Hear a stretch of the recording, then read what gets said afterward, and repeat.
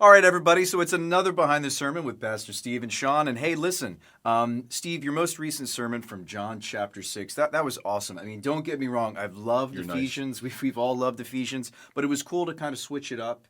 And so where you got in that passage, you were getting to where Jesus declares himself to be the bread of life. But why don't you just hit us with the high notes here? Was there anything that you had to cut from your sermon last Sunday? There actually was something that I cut, but it was an unusual cut, Sean. So let me back up first and say, you mentioned this. I'm going to join you. Yeah, I really enjoy being out of Ephesians. I love Ephesians and all, but being out of Ephesians and into the Gospel of John, the entire Gospel is amazing.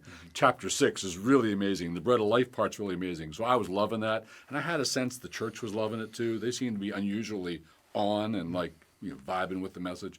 But yeah, here's what happened. So about 2/3 of the way through the message, I had a long quote from Hebrews chapter 3, and I was going to talk about it a little bit. It compares Jesus and Moses, and Jesus is vastly superior and above Moses, of course, right? Because he's the son of God and he's a servant. But during the first service, I'm watching we have a countdown clock on the back wall. I'm watching that and thinking, yeah, I don't think I have time to do the Hebrews 3. I had premeditated. If I'm in trouble for time, I'll drop that. So, yeah, I dropped it, so I just skipped it. Then I got to the end of the message, and I had 4.5 minutes left. So I thought, I can fit in Hebrews 3 in 4.5 minutes. So I stuck it in the very bottom. So I got it in. So then I went down and I talked to the man running slides. You know him. His name is Scott Dawson, but I won't mention that online here. And I said to Scott, hey, you saw I skipped that one slide, right? And he said, yeah. What did you think of me putting it in on the end then? He said, no, man, it's a complete message without that. Don't do that. You messed it up. So in the second service, there was no Hebrews 3.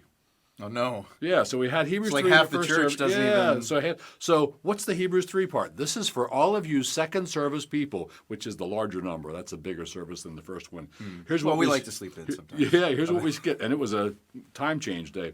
Therefore, holy brothers, you who share in a heavenly calling, consider Jesus the apostle and high priest of our confession, who was faithful to him who appointed him, just as Moses was also faithful in all God's house. For Jesus has been counted worthy of more glory than Moses, as much more glory as the builder of the house has more honor than the house. That makes sense, doesn't it?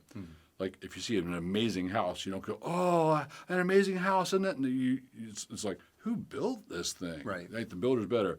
Okay, so then he goes on to say, now Moses was faithful in God's house, but Jesus built the house. Now Moses was faithful in all God's house as a servant, to testify to the things that were to be spoken later, but Christ is faithful over God's house as a son. So servant, son.